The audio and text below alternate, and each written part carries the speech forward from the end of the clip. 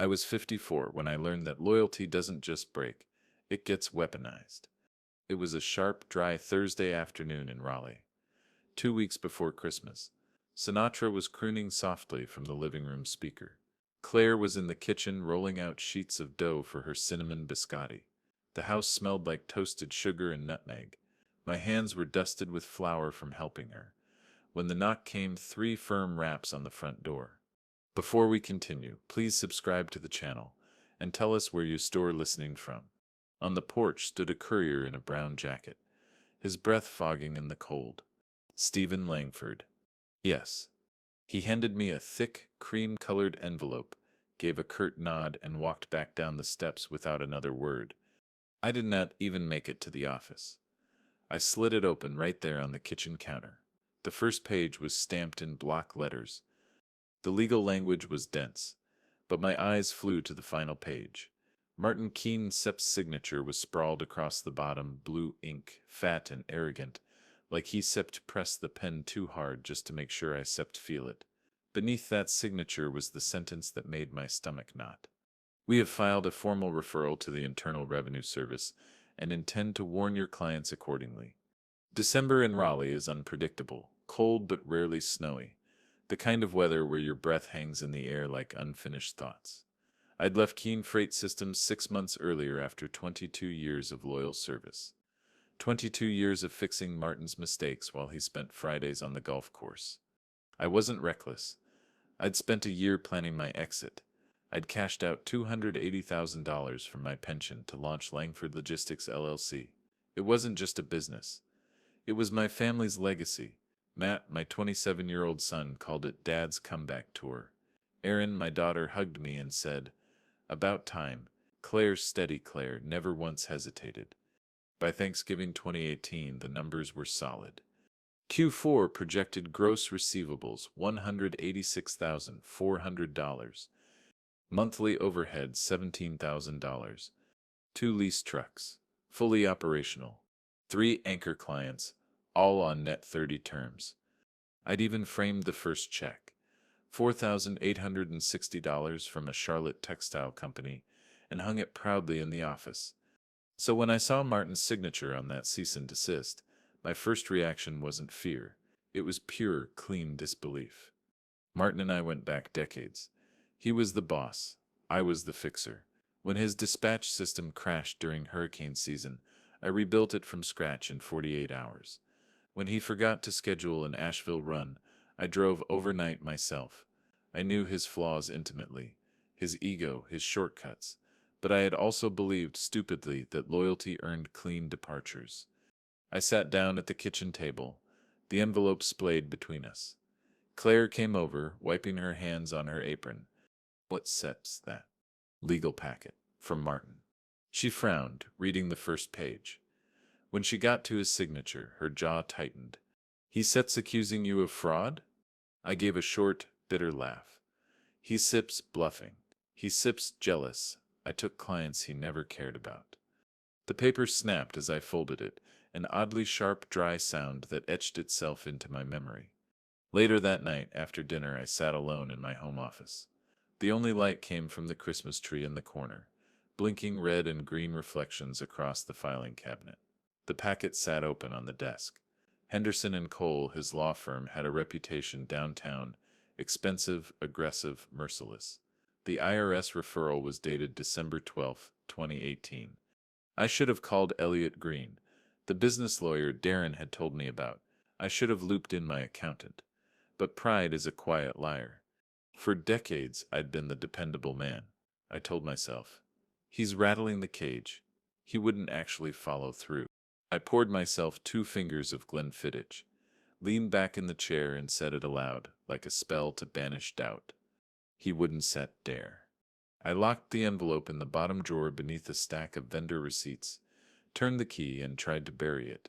But the blinking Christmas lights reflected off the brass handle like a warning I refused to read. The next morning, December 13th, a Friday, I went right back to work. Busy season. We signed a subcontract with Piedmont Agricultural Company for $62,000 in Q1 runs. Matt and I loaded pallets into Truck 2 ourselves. Erin brought lunch and teased me about finally wearing a company jacket with my own name on it. I felt invincible again. But invincibility is fragile. On Sunday night, December 16th, while Claire and I wrapped presents in the living room, my phone buzzed. Subject: important notice. IRS referral confirmation. From Martin Keane, men.keane@keanefreight.com. To Stephen Langford, CC 3 of my clients. The email was short. As previously communicated, we have referred Langford Logistics to the IRS for review. We encourage all concerned parties to await further developments. In team.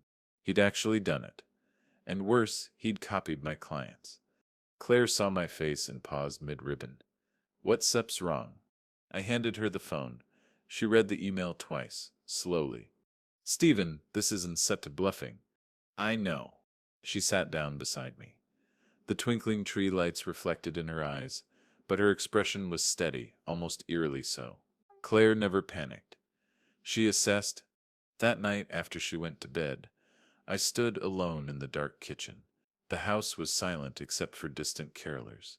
I zoomed in on the email header, December 16th, 2018, 9:37 p.m., and took a screenshot.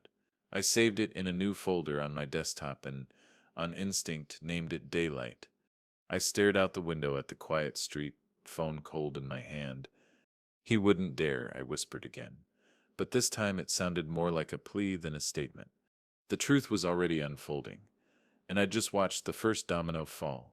Pride makes you deaf until reality starts yelling. January 2019 rolled into Raleigh like wet cardboard, gray skies, cold drizzle, everything slightly soggy. I told myself the email Martin sent in December was a flare, not a fire. Let the man bark. I said to Darren over coffee the first week back. Clients know me, they will stick around. Pride speaks in absolutes.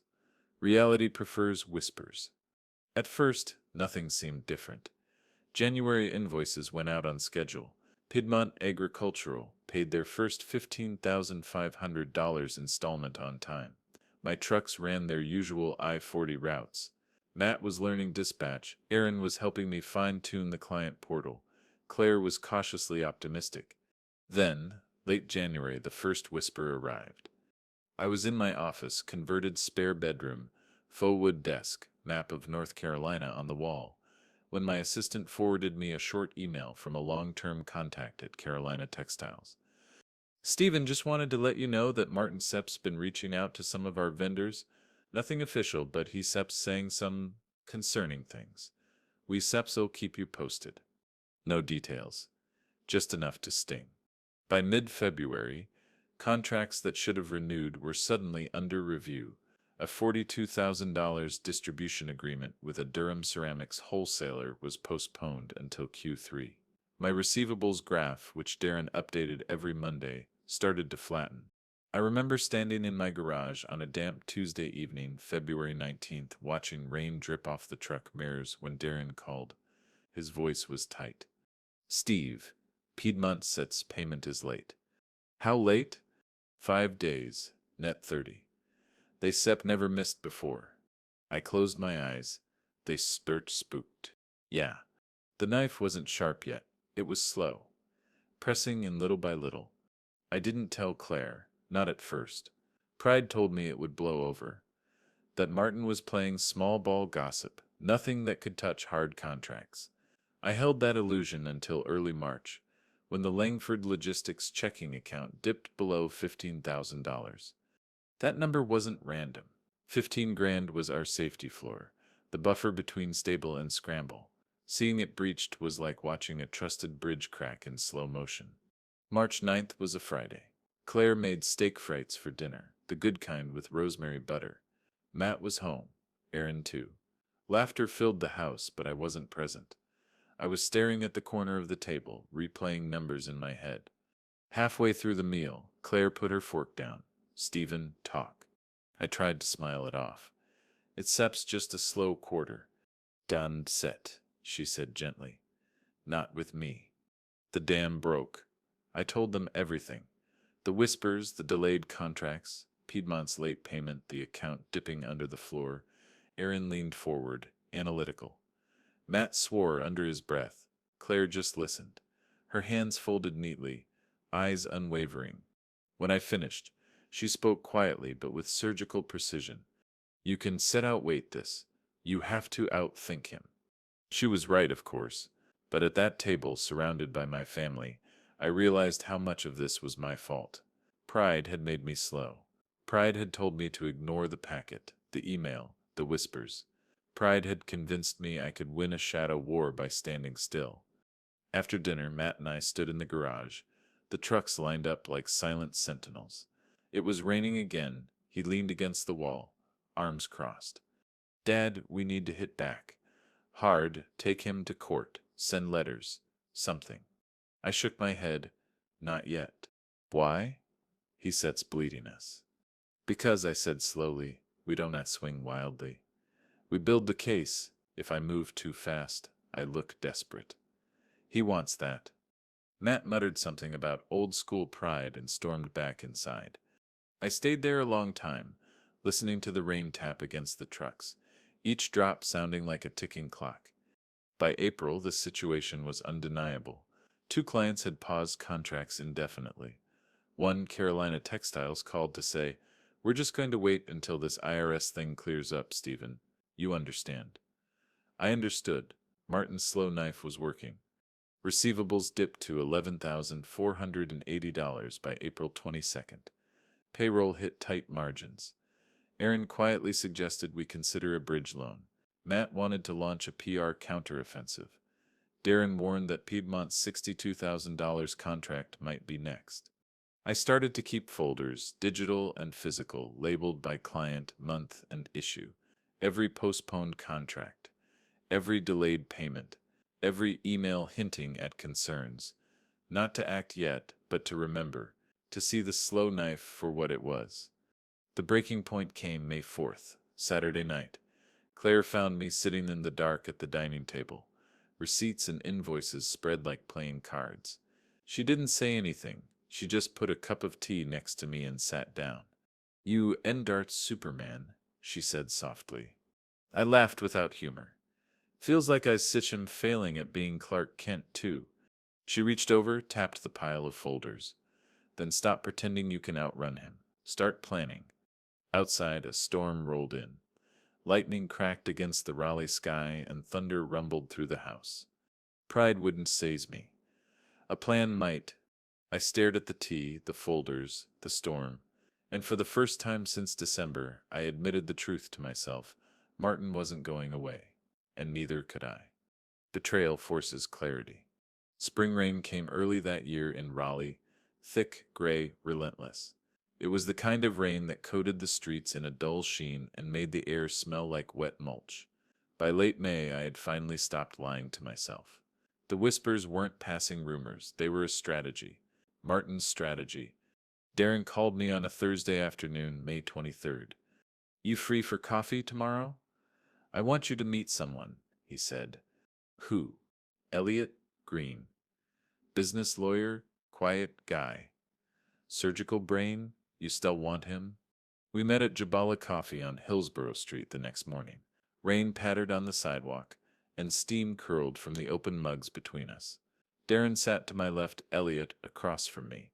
A wiry man in his late 50s, salt and pepper beard, eyes like a chess player mid-match. He wore a simple navy blazer, no tie, and opened his leather folio like a surgeon laying out instruments. "I read the cease and desist you sent over," Elliot said calmly, "and the IRS referral email. He seps not bluffing." "I know," I replied, "but he seps sloppy." Elliot continued, flipping a page. "The language in his letter hints at defamation, and if he made false statements to your clients, that seps actionable. He thinks intimidation buys time. It might, but only if you stay reactive." His precision was unnerving. I'd spent months stumbling through defensive pride. Elliot spoke like the storm had already passed, and he was just charting the cleanup. He outlined the steps like a general sketching a campaign. Document everything. Emails, invoices, conversations. "Think in terms of affidavits," he said. "One day someone will read this in a courtroom. Survive the audit. If he really sent a referral, the IRS will sniff around. Dawn sit panic. Prepare. Strategic litigation. Not now, later. After you have built the wall brick by brick, October 2022 is a likely hearing window if this escalates. He tapped a printed North Carolina Superior Court timeline. On the calendar, he circled October 2022 in red pen. This isn't said quick revenge. It said slow justice. You stir building the scaffold that he said she'll hang himself on. Something clicked in my brain right then.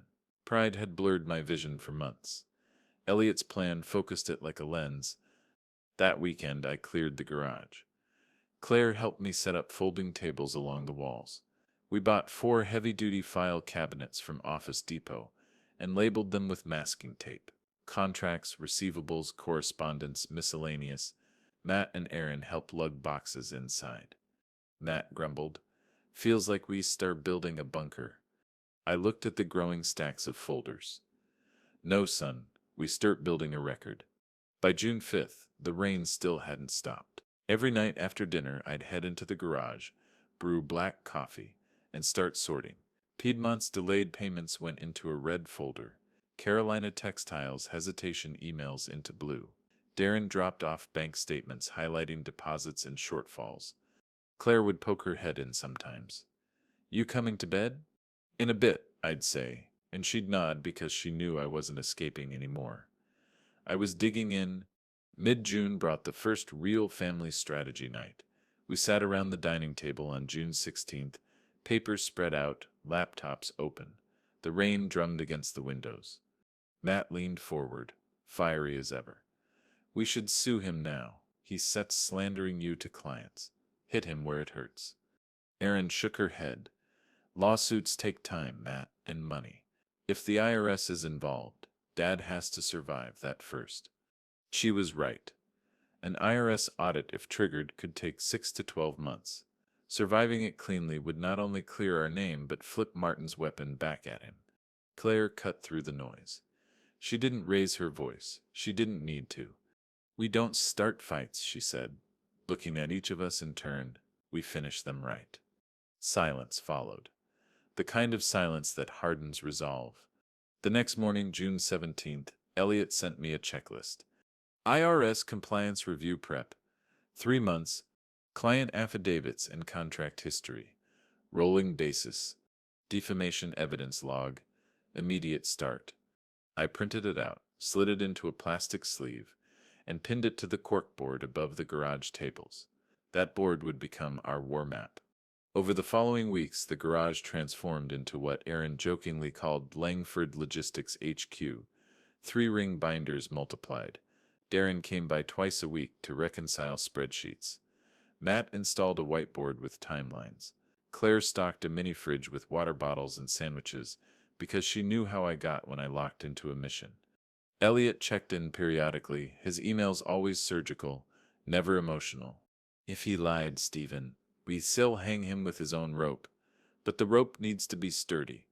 The rain finally stopped the last week of June. The air turned humid and thick. I stood in the garage one night alone, lights humming overhead, binders stacked neatly, evidence taking shape like bricks in a wall. Pride had almost ruined me. Clarity was saving me.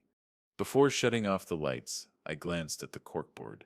October 2022 was circled in red, a distant but real finish line. For the first time since December, I didn't feel cornered. I felt prepared. Numbers became my weapon when words stopped working.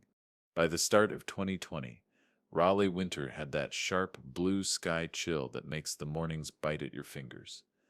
Langford Logistics was holding steady, not thriving but standing. The garage had fully transformed into our operations and evidence HQ. 3 rows of file cabinets lined the wall. Binders were color-coded. My corkboard, once a blank map, was now a constellation of arrows, notes, and receipts. The whispers from Martin hadn't stopped, but they'd slowed to a rhythm we could predict. Darren tracked payment timelines weekly. Matt was logging client communications with military precision. Erin handled compliance like she'd been born for it. Claire kept us anchored emotionally, making sure the house didn't dissolve into nothing but ledgers and legal pads.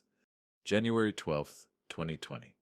I remember the exact date because it was the first time I truly saw Martin overplay his hand. Darren walked into my office mid-morning, snow flurries swirling outside the window. He dropped a printout on my desk. Piedmont just missed another installment, he said. How late? 8 days. And look at this. He pointed to a forwarded email thread. Martin had contacted Piedmont's CFO directly, suggesting that Langford Logistics was under IRS scrutiny, and that working with them might expose vendors to legal liabilities. The email was dated January 3rd, 2020. Smug, precise, dangerous. We added it to the defamation evidence binder, tabbed Piedmont Jan 2020. The months that followed were about discipline. Elliot drilled it into me. Paperwork is slow justice, Stephen, but justice built on paperwork is unshakable. We made it routine. Every client interaction had a paper trail. Every invoice had a backup. I personally signed off on every affidavit draft Darren prepared. We didn't move fast. We moved methodically. Then came June 3rd. Hot, sticky day. Thunderclouds forming. I was eating a late lunch at my desk when my phone buzzed. It was Caleb from Carolina Textiles, one of our earliest and most loyal clients. His voice was tight. Stephen, I need to tell you something before it gets messy, he said. What's going on? Martin called me this morning. He said if we switched back to Keane Freight, he said give us a Seychelles rebate SIP to $4,800 for the first quarter. He made it sound like a handshake deal. It felt off. $4,800 wasn't a huge number in the logistics world, but bribery to poach a client. That was a paper trail I prayed he'd be arrogant enough to leave behind. Did he put anything in writing? I asked. Actually, yes. He emailed me the offer afterward, so for clarity, I nearly smiled. Martin's ego had finally started digging his grave.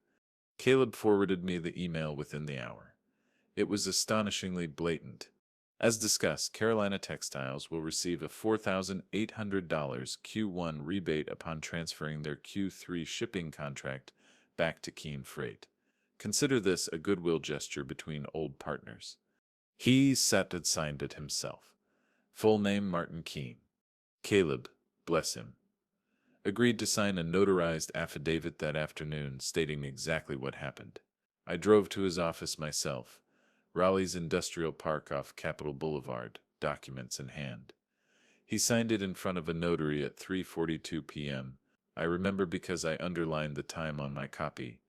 Back at the garage, I slipped the affidavit in the email into a bright yellow binder labeled Piedmont and Carolina. Bribery evidence. Darren and I stood there a moment, both staring at it.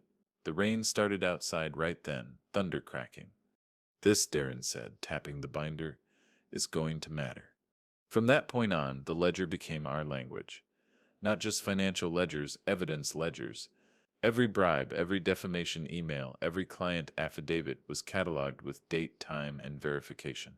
Matt took over logistics optimization in July, but he also started slipping personal touches into the evidence prep. One afternoon, I opened a binder to find an old Little League photo of him tucked inside, him on the pitcher's mound, grinning, glove too big for his hand. A yellow post-it next to it read, "Remember why." August rolled in thick and hot. Martin strutted through trade shows like a peacock, calling Langford Logistics a hobby to anyone who sepped to listen. Darren caught wind of it from a vendor friend and brought back one of Martin Sepp's glossy flyers, where he Sepp actually printed, "Why risk working with companies under audit?" He didn't set name us directly, but everyone in the regional freight scene knew who he meant. Elliot Sepp's email reply was short and surgical. He sets tightening the rope, Stephen. Keep pulling the ledger tight. By late September, the daylight cabinet, the fireproof cabinet I'd bought in spring 2019, was half full. Each binder had its own labeled spine, whispers, bribes, affidavits, receivables, contracts. One night, September 29th, I locked the cabinet, turned off the garage light, and just stood there. The quiet hum of the fridge, the faint chirp of crickets outside, the metallic click of the lock, it all felt intentional. Pride had nearly cost me everything a year earlier. Precision was saving me now.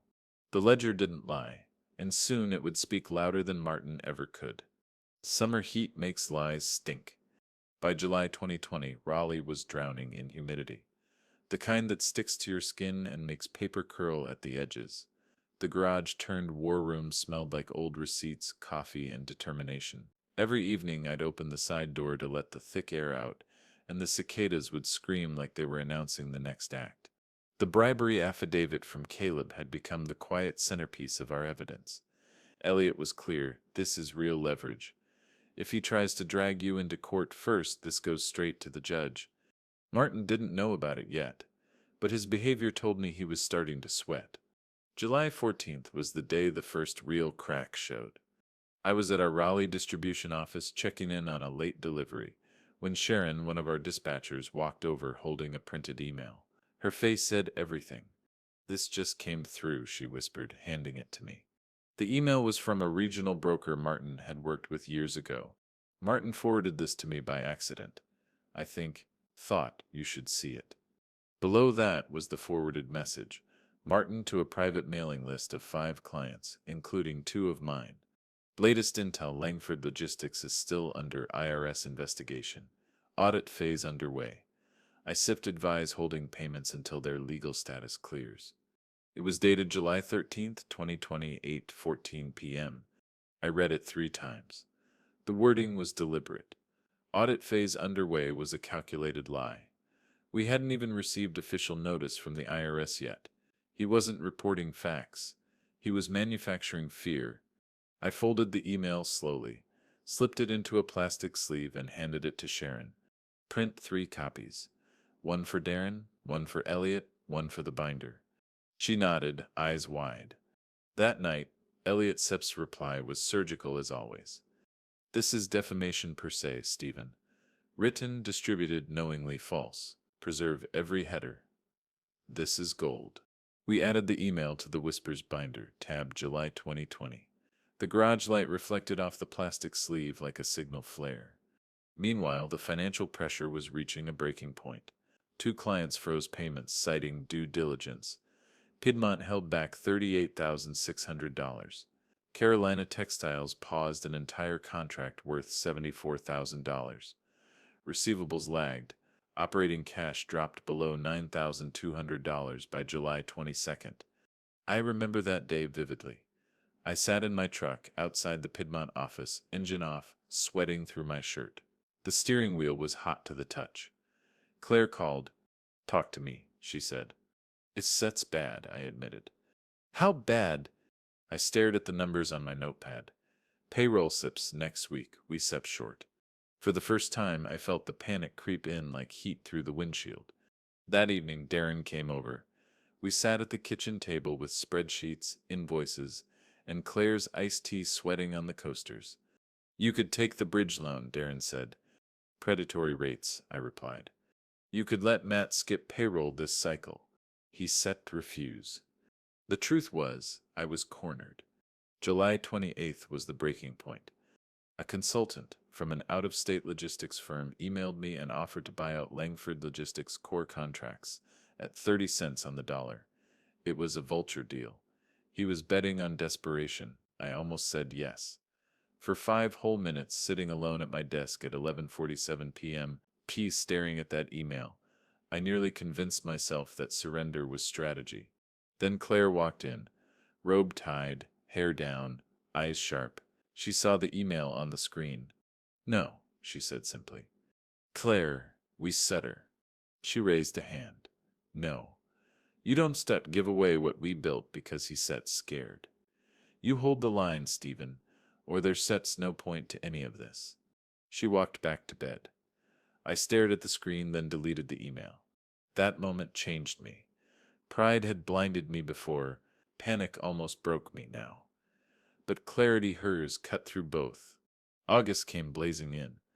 Martin's mask started to slip. He began sending fake audit letters to smaller clients, trying to impersonate IRS communications. Elliot spotted the inconsistencies immediately. No IRS letter had watermark, mismatched fonts, postmarked from Raleigh, not Charlotte, where the IRS regional office was. We collected 4 of those letters. Darren logged them, photographed every envelope, and stored them in the forgery evidence binder. Elliot Sepp's comment in his August 9th email was dry but telling. He sets desperate. Desperation makes people sloppy. Martin also started making frantic phone calls to vendors, something he'd never done personally before. One broker told me he sounded unhinged, like he was trying to convince himself more than me. Meanwhile, our binders grew. Evidence thickened. Matt, despite his frustration, doubled down on dispatch efficiency to save costs. Erin handled client communications with a calm that belied her age. Claire quietly kept the family's morale from splintering. July and August were brutal, but they were also revealing. Martin wasn't invincible. He was cornered. The night of August 30th, fireworks cracked somewhere in the distance. Early Labor Day celebrations. I stood in the garage alone, binders stacked high, the defamation email and forged letters side by side under the bright fluorescent lights. Outside, the air was thick and buzzing. Inside, the evidence was cool and precise. I wasn't folding. Not this time. Whispers became storms that year. By January 2021, Raleigh had settled into its cold rhythm, frosty mornings, slate skies, and the kind of quiet that makes the hum of a garage light sound like thunder.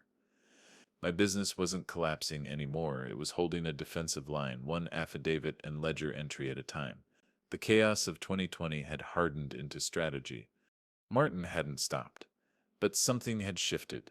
His attacks were less smug now, more frantic, like a man trying to hold together a crumbling dam with his bare hands. On February 8th, Carolina Textiles received another fake audit letter. This one was sloppier than the previous four, no watermark.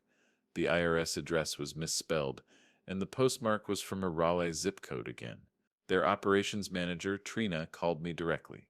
"Stephen, I've been here 20 years. I know fake when I see it," she said. She scanned and emailed it to me. We filed it under Forgery Binder tab February 2021. Elliot Sepp's email later that day was short. He Sepp's running out of runway. Keep building the wall. Spring approached with its unpredictable rains. Darren and I had fallen into a rhythm every Monday, 8 a.m. sharp. We'd meet in the garage, coffee steaming, spreadsheets open. He'd run the receivables. I'd update the evidence logs. Matt had automated dispatch routes to cut costs. And Erin had set up a clean, professional template for client communications that countered Martin's fear-mongering, without ever mentioning him by name. By March 2021, 2 clients had resumed partial payments. Slowly, the financial floor began to stabilize. Not thrive, but stabilize. Then April brought the IRS. On April 14th, a thick envelope arrived by certified mail. The letterhead was unmistakable this time. The Raleigh field office had initiated a correspondence audit, not a full field audit, but enough to make my stomach drop.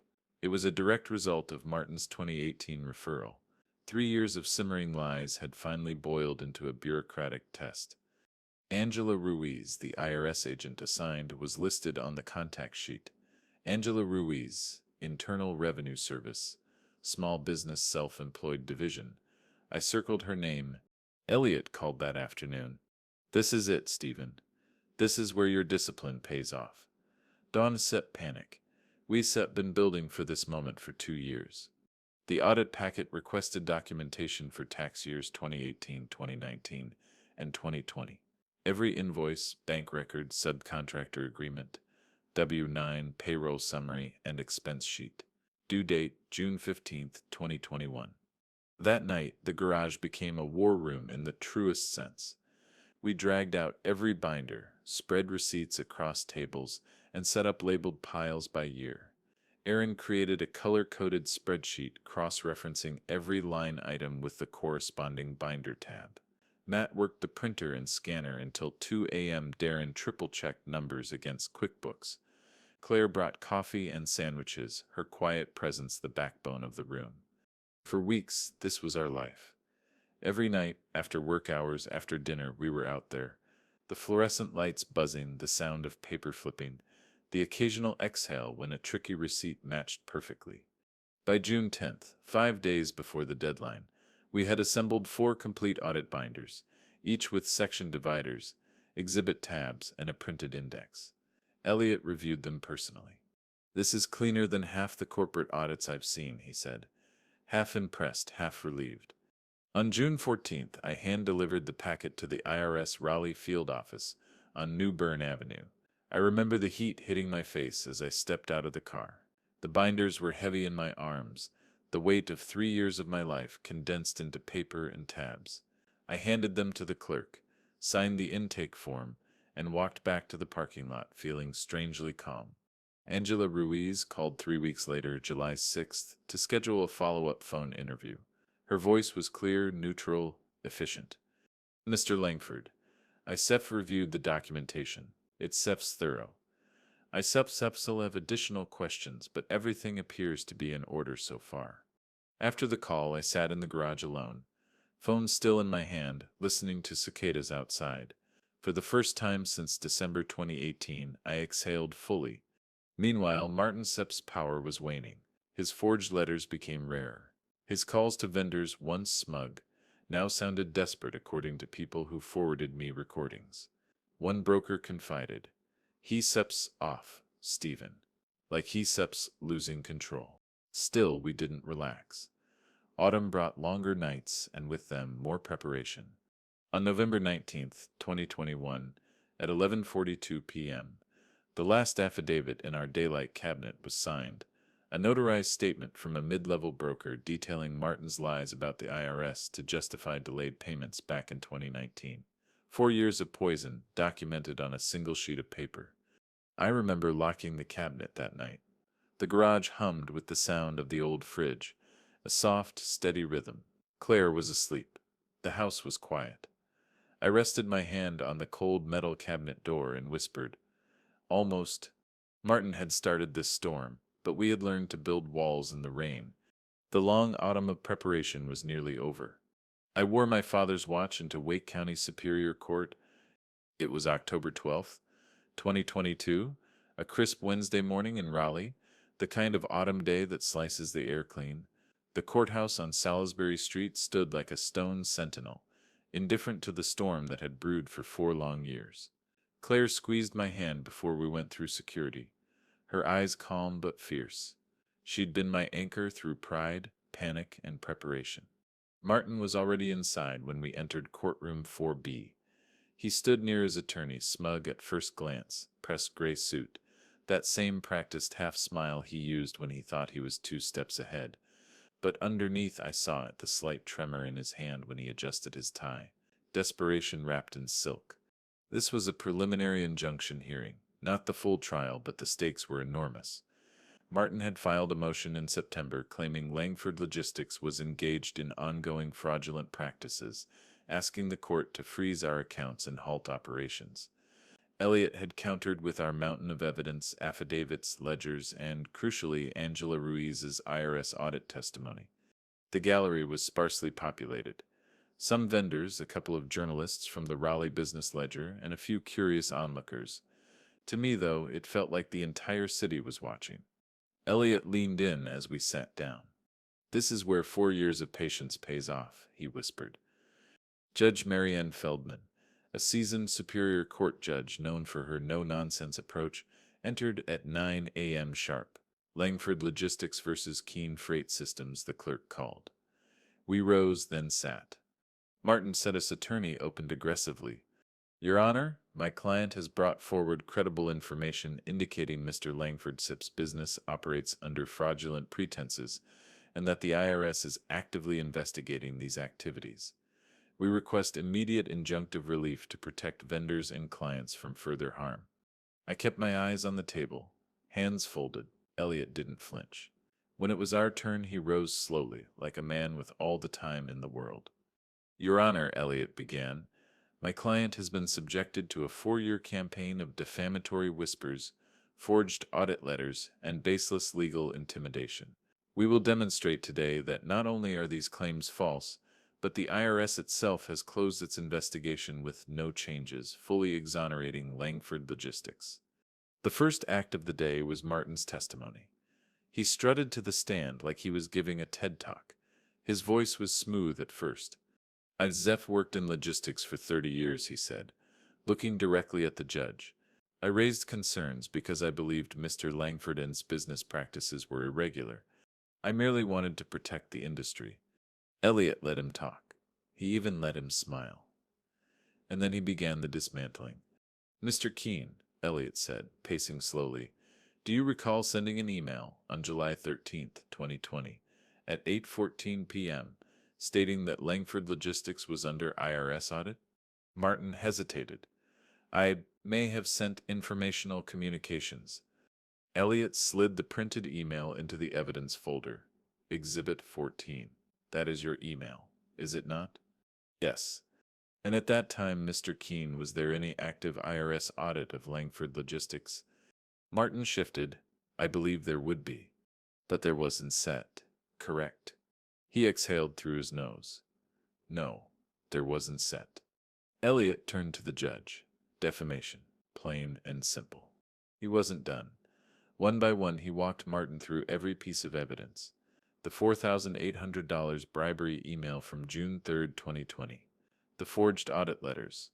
The affidavits from brokers and clients. The timeline showing Martin's whisper campaign escalating as his own company's receivables shrank. The pièce de résistance came just before lunch. Elliot nodded to the clerk, who called Angela Ruiz to the stand. She wore a charcoal suit, her hair neatly pinned back, her expression calm. Miss Ruiz. Elliot began. Please state your occupation. I'm a revenue agent with the Internal Revenue Service, small business/self-employed division. And did you oversee an audit of Langford Logistics? Yes, I did. April through July 2021. And what was the conclusion of that audit? Angela's voice was steady, each word like a hammer strike. The audit closed with no changes. All records were in order. There was no evidence of fraud or irregularities. The courtroom shifted palpably. Even the journalist's pens scratched faster. Martin blinked rapidly, his practiced mask cracking for the first time in 4 years. Elliot pressed the advantage. In fact, Miss Ruiz, did you find Langford Logistics' records to be unusually thorough? She nodded. Yes, they were exceptionally well documented. Judge Feldman leaned back, arms crossed, assessing Martin like a hawk. Elliot had laid the rope. Angela had tied the knot.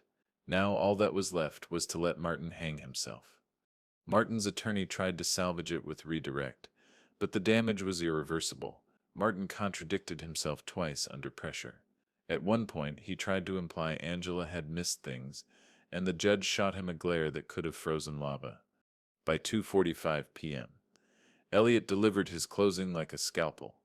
For 4 years, Your Honor, my client has endured baseless accusations designed to cripple his business. Today, we have shown those accusations were false, malicious, and documented.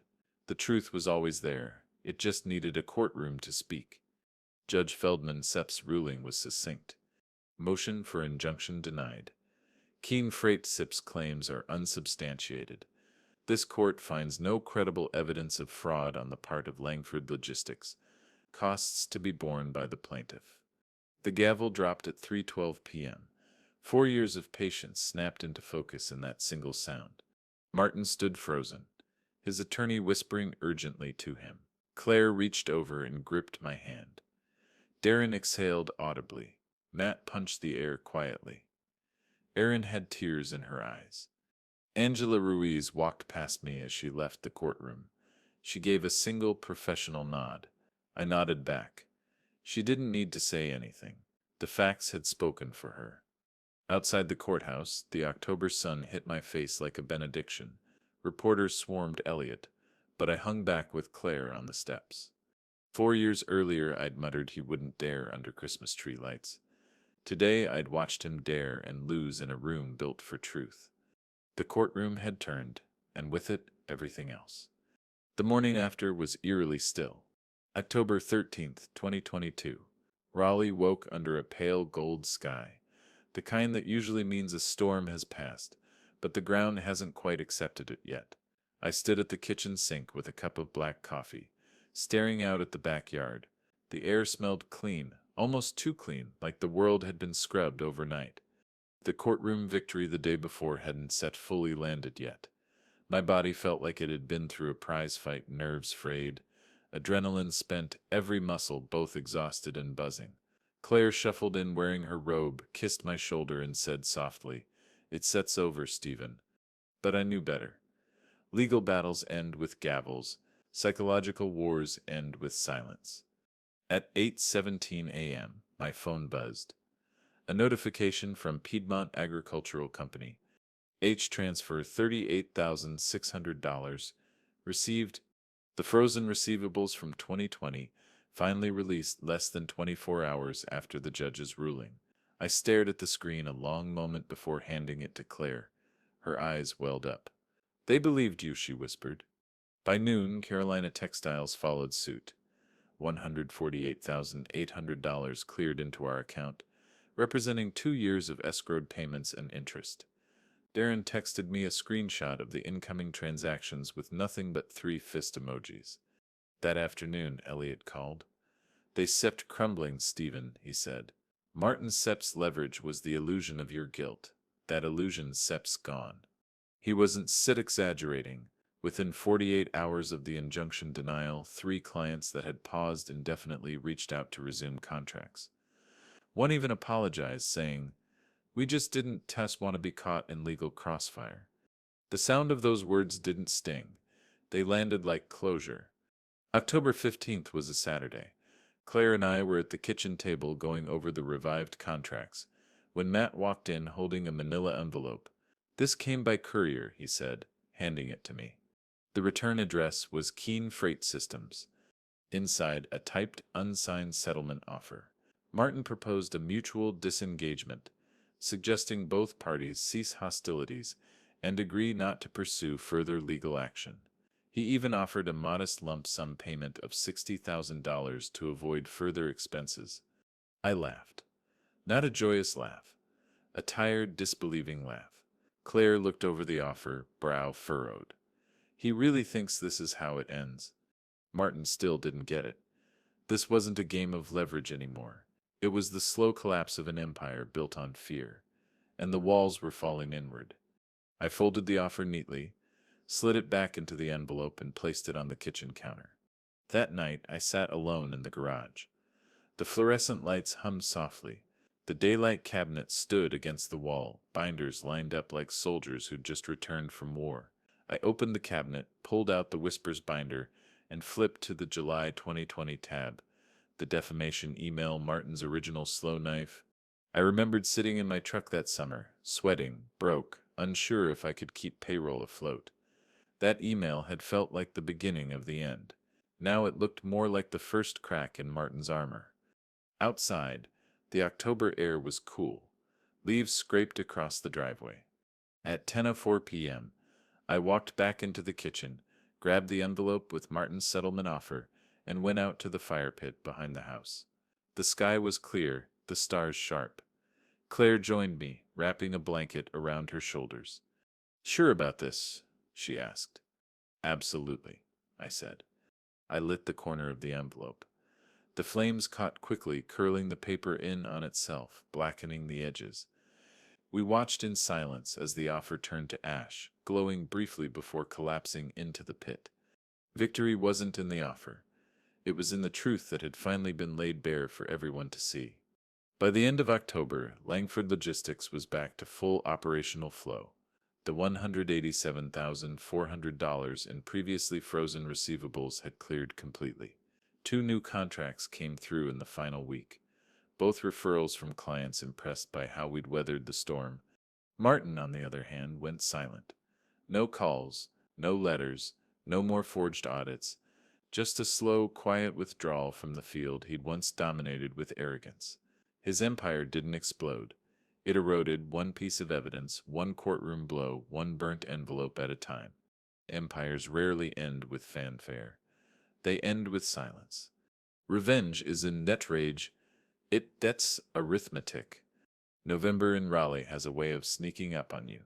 The trees flame out in color, then overnight the branches are bare, and the air carries that unmistakable brittle snap. The courtroom showdown had been October's storm. November was the ledger's quiet reckoning. On November 2nd, 2022, Elliot and I sat across from each other at his law office downtown. The walls were lined with legal texts. The air smelled faintly of cedar and strong coffee. Darren joined via speakerphone. Elliot adjusted his reading glasses and tapped a printed spreadsheet. Here, Septs, where we stand, he said. The injunction denial is final. Keane Freight Sept's smear campaign has collapsed, which means two things. One, we can pursue full defamation and tortious interference claims. Two, Martin is staring down discovery he absolutely cannot afford. I leaned forward. What sips the leverage? Elliot Test's mouth curved slightly.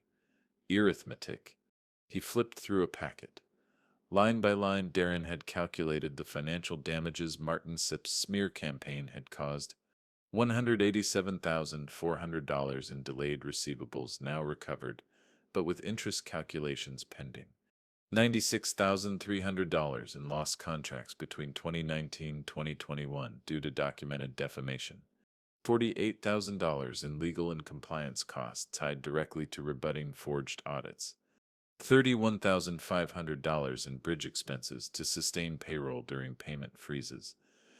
Total preliminary damages $363,200 before punitive considerations. Elliot slid another document toward me. We send a settlement demand based on these numbers, backed by affidavits and court-documented exhibits. He knows what SIP's waiting in discovery. His book's one set survive it. I stared at the figure. 4 years ago, Martin had nearly bled my business dry. Now, arithmetic was the scalpel. On November 8th, Elliot's office sent the demand letter. It was precise, unemotional, and devastating. Discovery requests were outlined clearly. Forged audit correspondence, internal emails, client communications, financial statements from Keane Freight between 2018 and 2022. Martin had 2 weeks to respond. He cracked in 6 days. November 14th. Elliot called me mid-afternoon.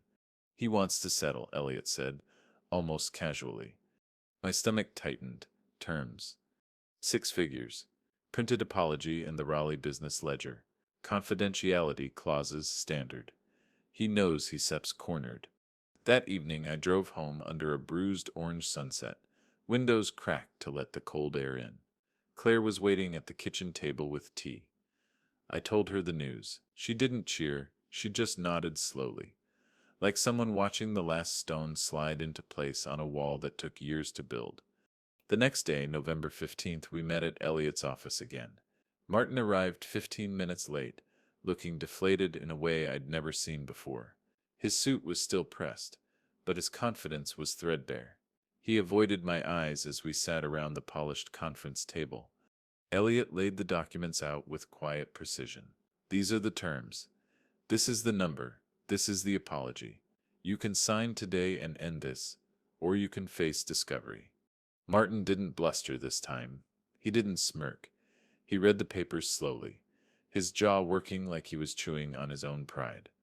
Then, with a shaky hand, he signed, the settlement amount $415,000, inclusive of damages, attorney fees, and interest adjustments.